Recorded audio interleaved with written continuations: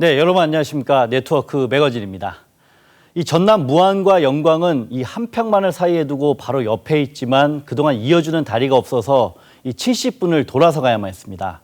그런데 이제 이 두 곳을 잇는 칠산대교가 착공 7년 만에 개통하면서 5분 만에 갈 수 있게 됐습니다.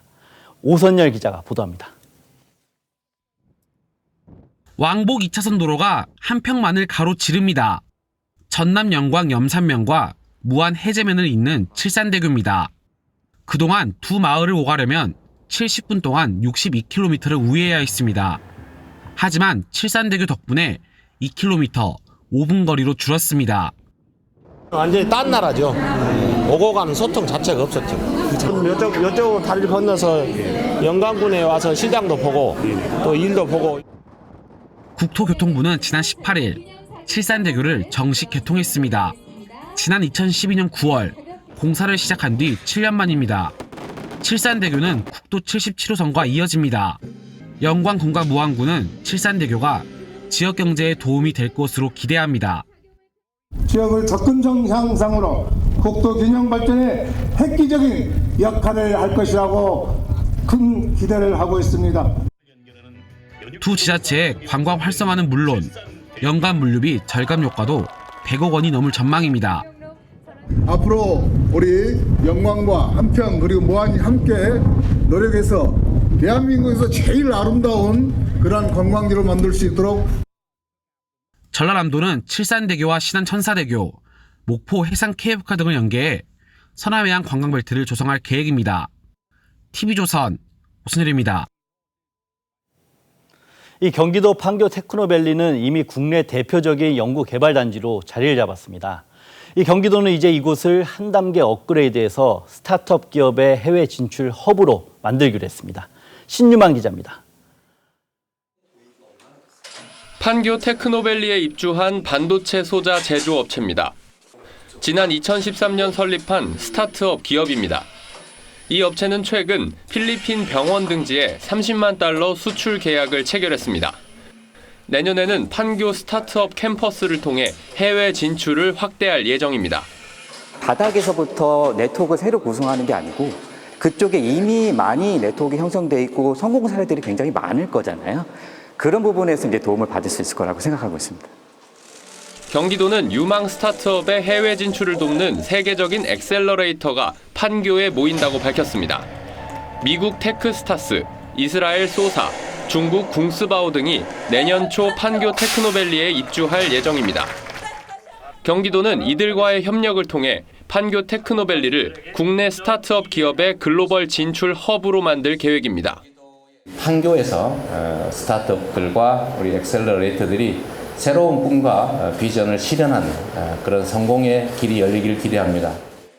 경기도는 엑셀러레이터뿐만 아니라 이들이 추천한 기업 가운데 해외 진출 가능성이 높은 기업에게도 자금 등을 지원할 예정입니다. TV조선 신유만입니다. 네, 다음 소식입니다. 이 겨울이 깊어지면서 다양한 겨울 철새들이 우리나라를 찾아오고 있습니다. 특히 창원 주남 저수지에는 이 겨울 철새 2만여 마리가 찾아와서 화려한 군무를 선보이며 장관을 이루고 있습니다.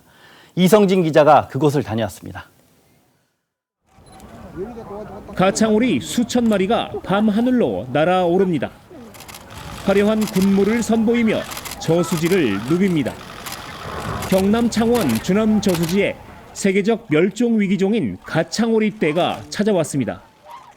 가창오리는 해마다 5천여 마리가 왔는데 15,000여 마리가 한꺼번에 찾아온 건 11년 만입니다. 너무너무 행복하고 너무 멋지네요. 가창오리가 이렇게 멋질 줄은 생각도 못했습니다. 철새들은 해가 지면 잠자리를 찾아 주남 저수지로 다시 모여듭니다. 저수지가 철새로 북적거릴 정도입니다. 가창오리 외에 천연기념물인 제두루미와 저새, 큰 고니 등 귀한 철새도 줄지어 날아들었습니다. 올해 주남 저수지를 찾은 철새는 50여 종에 2만 마리가 넘는 것으로 추산됩니다. 창원시는 저수지의 연꽃 줄기를 없애 철새 쉼터를 만들었습니다. 또 마을 주민들과 협의해 농약을 사용하지 않는 친환경 농사를 지었습니다. 나중에 수확을 해서 그것을 다시 일부는 여기에 찾아오는 철새들에게 먹이를 주는 정책입니다. 철새들은 주남저수지에서 겨울을 난 뒤 내년 봄 러시아와 중국 등지로 떠납니다. TV조선 이성진입니다. 이 대구시 신청사 건립지가 4개 구군 경합 끝에 달서구 두류정수장 자리로 결정됐습니다. 이 대구시 신청사 건립 추진 공론화위원회는 시민참여단 평가 결과 등을 종합해 이같이 결정했다고 밝혔습니다. 신청사 건립지로 선정된 두류정수장은 165만 제곱미터 규모의 두류공원을 끼고 있습니다. 대구시는 내년에 기본 계획을 수립한 후 오는 2022년 착공해 2025년에는 신청사를 완공한다는 계획입니다. 충남 논산시가 15개 전체 읍면 동장을 주민 추천으로 임명하는 시민 추천 공모제를 시행한다고 밝혔습니다. 이 논산시는 읍면 동장을 희망하는 5급 공무원 후보자와 시민들이 마을 발전을 위해 토론하는 과정을 거치기로 했습니다. 이 과정이 끝나고 시민추천위원회가 투표로 1명을 추천하면 논산시는 다음 달 정기인사에서 투표 결과를 반영해 읍면 동장을 선임할 예정입니다.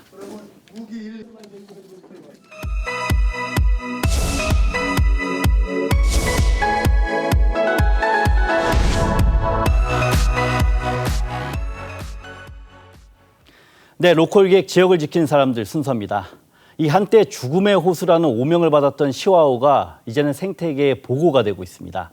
이 지난 30년간 이 변화의 중심에 서서 시와오의 모습을 생생히 기록한 시와오 환경지킴이 최종인 씨를 김승동 기자가 만나봤습니다.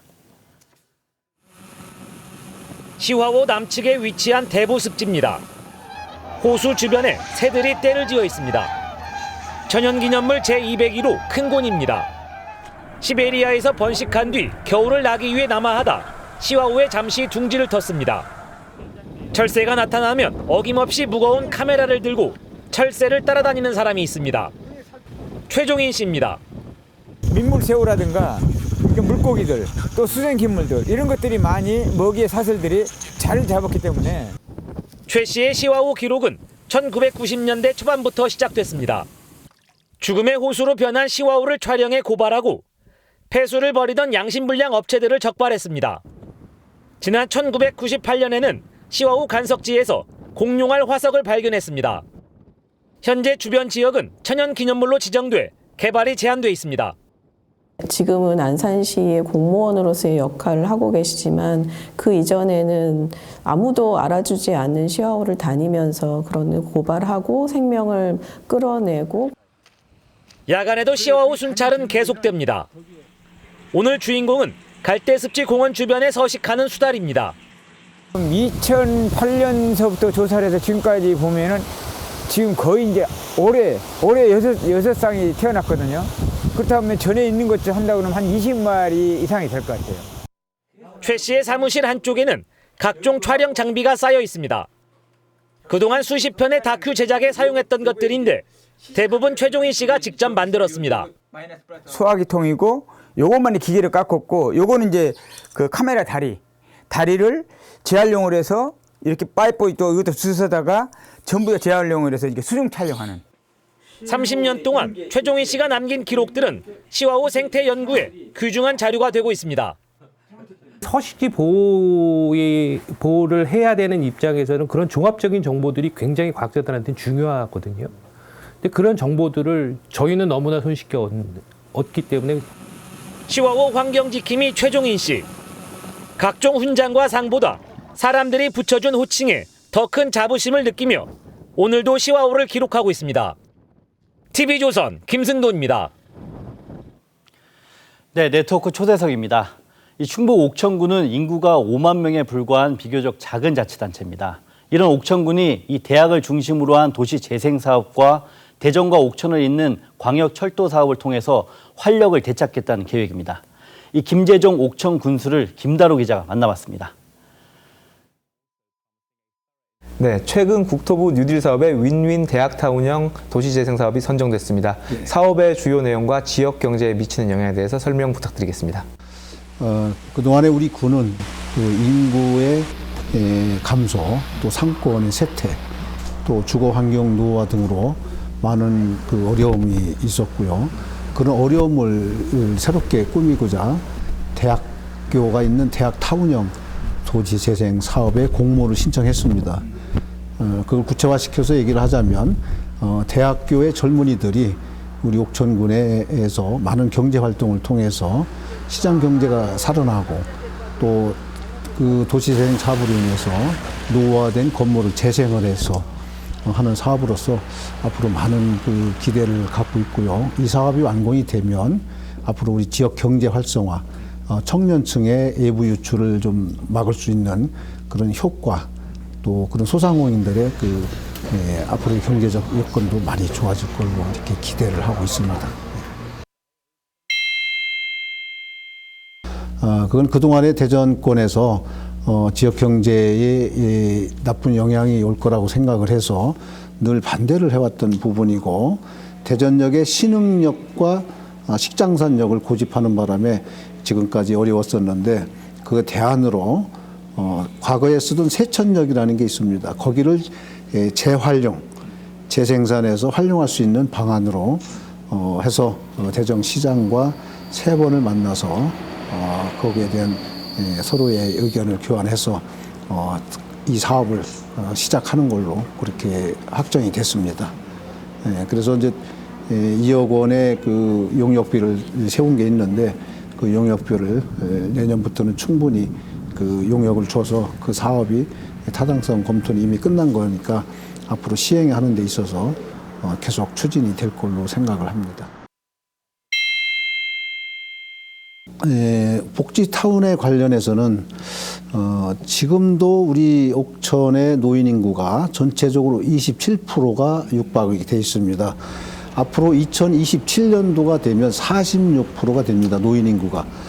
그랬을 때 이 복지타운이 필요성, 복지타운이 우리가 빨리 시급성을 요구하는 것이 지금 현재 그 노인 일자리라든지 어른들이 활동할 수 있는 허브 공간이 없습니다. 그래서 이걸 관리할 수 있는 그런 사무 공간도 필요하고 해서 옥천의 시니어 클럽이 지금은 시니어 클럽 일자리가 금년까지만 해도 1,800명이었는데 내년에는 2,000명의 60억 정도 예산이 투입이 됩니다. 이런 부분들을 관리하고 교육할 수 있는 복지타운이 절실하게 필요하고요. 그래서 이걸 서서히 준비를 해서 내년도에 그런 부분을 다시 재가동을 해서 복지타운을 실현을 꼭 해야 될 걸로 생각합니다.